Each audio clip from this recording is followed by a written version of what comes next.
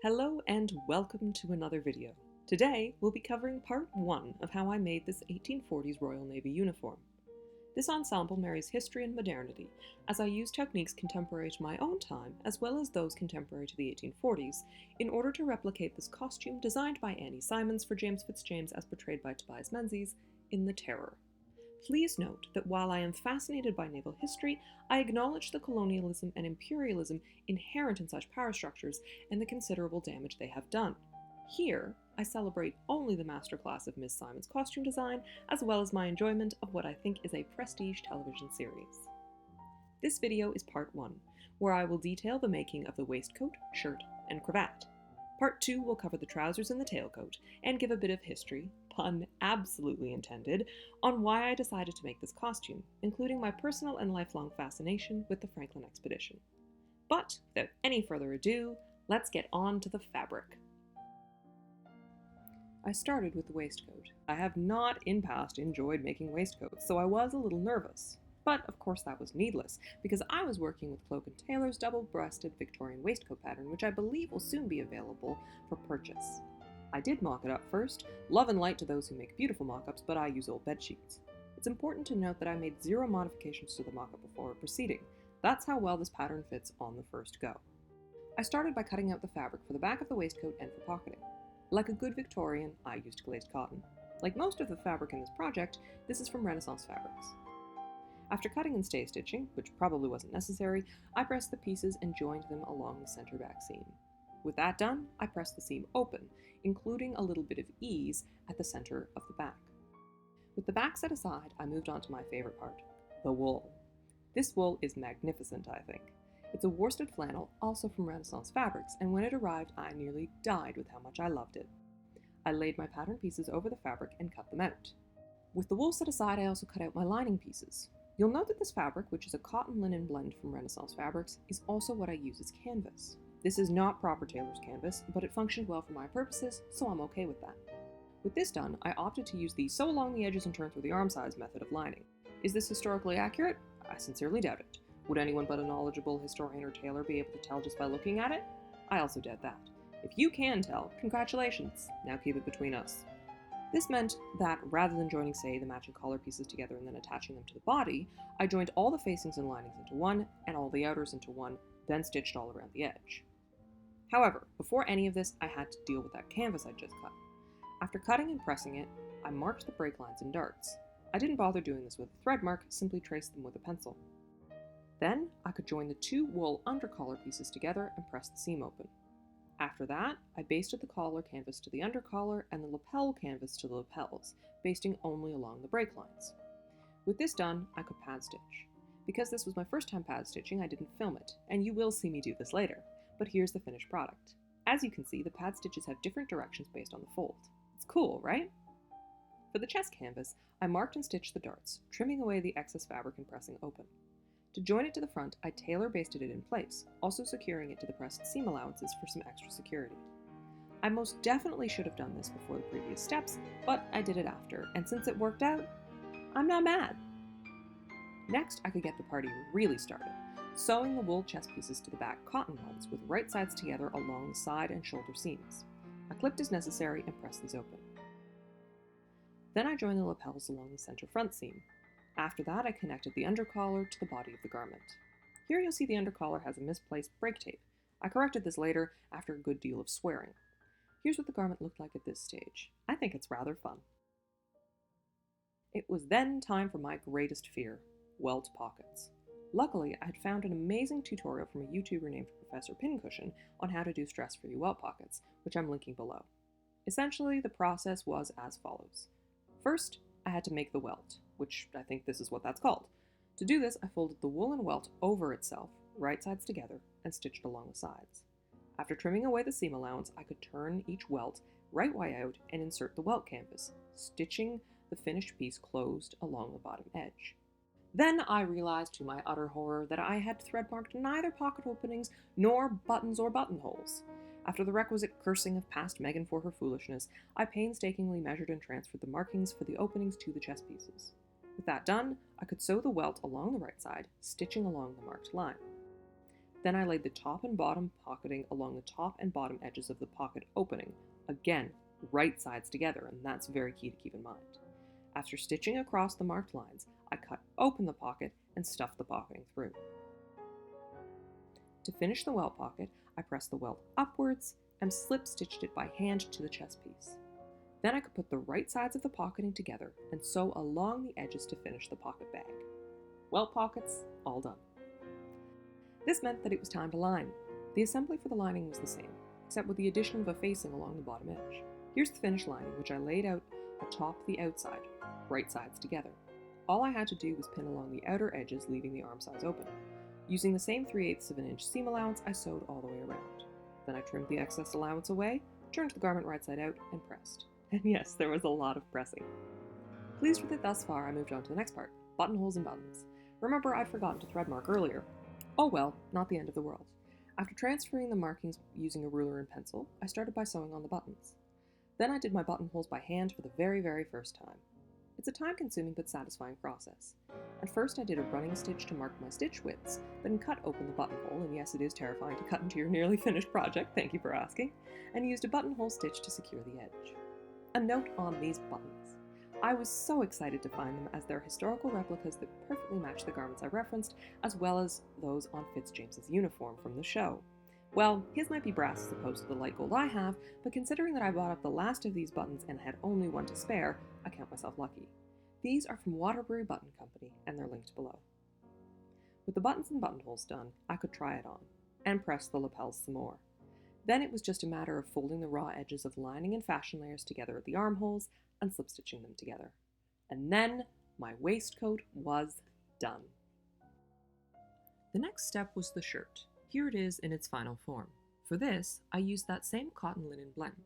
I also used reference photos from the show and the Workwoman's Guide, which is linked, in order to modify a pattern that I bought from past patterns. This pattern is wonderful, and it has instructions to do the full construction historically by hand, and though I did do much of it in this way, I did also use my machine for some of the larger sections. After cutting and stay stitching, I actually started with the sleeves. Each sleeve has 2 gussets under the armpit, which I attached right sides together with my machine. Not historically accurate, but given that this is under the armpit, I think I'll live. What's interesting to note is that these aren't the triangular gussets of earlier centuries, and the sleeve actually has a slightly curved cap. This is because shirts were beginning to be more fitted to go under close-fitting garments of the day. As someone who has tried to stuff a voluminous 18th century shirt under a close-fitting riding jacket, I appreciate this development. Once the gussets were attached, I could fold the sleeve over itself, right sides together, and sew along that seam. Again, not historically accurate, and it does leave a raw edge on the inside for later finishing. Also important to mark is that I left open the bottom 3.5 inches to accommodate the hand, subsequently rolling the edges to finish them. With the sleeve seams pressed open, I could attend to the cuffs, which I modified to be a little narrower than those on the pattern. I did these entirely by hand because I think it gives that authentic look. First, I folded and pressed the edges inward by 3/8 of an inch, pinning to ensure an extra crisp press. Second, I folded the cuff in half, wrong sides together, and pressed once more. To attach the cuff to the sleeve, I first gathered the bottom of the sleeve. This I did by machine, subsequently stroking the gathers as best I could. With this done, I could pin the cuff to the sleeve, folded edge to the right side of the sleeve. I slip stitched it in place, then folded the cuff over, pinned to the inside, and repeated. Finally, I could slip stitch the cuff closed along the edges. Pin tuck time, which is a time for sorrow. As you can see from these heartbreaking reference shots, Fitzjames's shirt has pin tucks, which I think are about 1/4 inch wide, and which are pleated away from the center. It was tough for me to look at poor old Fitz here, but useful for determining how to proceed. I used 2 rectangular pieces of fabric and turned the inner edges in twice so they'd be finished on both sides, then marked out my pin tucks. Each pin tuck is essentially a pleat, taking 3 times the amount of fabric as its finished width. Then I painstakingly folded and basted each tuck down, pressing every so often. This is how it looked before I basted the 2 pieces together, overlapping slightly. This meant that the next step was to attach the pin-tucked front to the front of the shirt. I laid it atop this piece, wrong side to right side, pinned, then slip-stitched it along the sides. Then I removed some of the basting from the bottom edge only before laying the binding strip right side down to that bottom edge and attaching it by machine. Next, I could fold the binding over, tucking in the raw edges along the bottom and the sides, and attaching those with slip stitches also.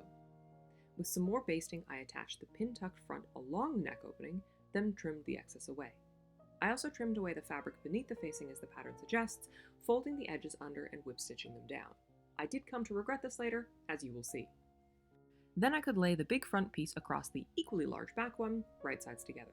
I sewed up the side seams, leaving open the arm size and a few inches at the bottom of each side, and also the shoulders. After this, I could make the lining, and yes, there is lining. I joined the front pieces to the back with right sides together along the shoulders only, for now. As I was laying the lining wrong sides together with the outside, I realized that Fitzjames's shirt doesn't have the back of the pin tucks visible, so I had to make 2 extra panels to add to the lining to cover these. This is the final lining, and you can see now why I wish I hadn't cut this out of the front of the shirt. Next, it was time to pop in the sleeves. I had to gather them ever so slightly across the sleeve cap before setting them in. Otherwise, it was a normal sleeve setting experience, which I do by turning the garment inside out and stuffing the sleeve through the arm side, pinning, and stitching. Okay, now I could set in the lining. First, I laid the 2 wrong sides together and sewed within the 3/8 of an inch seam allowance along the collar using my machine. Then I transferred the shirt to my dress form, inside out, so I could ensure the perfect fit as I folded the raw edge of the lining inward along the front opening. With this pinned, I took the shirt off the dress form once more and slip stitched the lining down, first along this opening. After folding the rest of the raw edges in the same way, along the bottom and the arm size, I slip stitched these down too. Stop.